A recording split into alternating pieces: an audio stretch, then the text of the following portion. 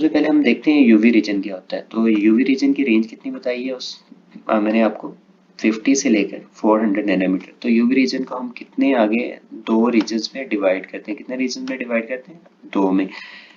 एक होता है फार यूवी और दूसरा क्या होता है? Near UV. जो फार यूवी है, ठीक है, उसको हम क्या कहते हैं? वैक्यूम रीजन भी कहते हैं और इसकी रेंज कितनी होती है? 50 से लेकर 200 नैनोमीटर तक।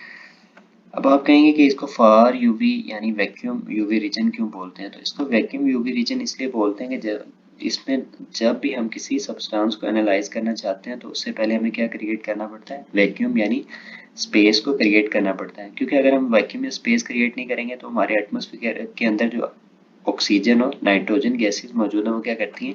इन रेज को अपने अंदर जज़ब कर लेती हैं, जिससे हमें करेक्ट या फिर एक्यूरेट रिजल्ट नहीं मिल पाते। तो इस तरह के जो सैंपल जब हम 50 टू 200 नैनोमीटर की रेंज में एनालाइज करते हैं तो उसके लिए हमें वैक्यूम क्रिएट करना पड़ता है, इसलिए इसे फार यूवी रीजन या फिर वैक्यूम यूवी रीजन का नाम दिया जाता है। दूसरा होता है नियर यूवी रीजन। इसका दूसरा नाम क्या है? क्वार्ट्ज यूवी रीजन भी कहा जाता है। इसकी रेंज कितनी होती है? 200 टू 400 नैनोमीटर और मेनली हम ultraviolet spectroscopy, ultraviolet visible spectroscopy में 200 से 400 नैनोमीटर की जो वेव्स हैं या रेडिएशन है उनको इस्तेमाल करते हैं, क्योंकि जो हमारा इन्वायरमेंट है उसके अंदर ऑक्सीजन और नाइट्रोजन मौजूद होती हैं जो इन रेस को जज़ब नहीं कर पाती और हम इजीली किसी भी सैंपल की एनालिसिस कर सकते हैं।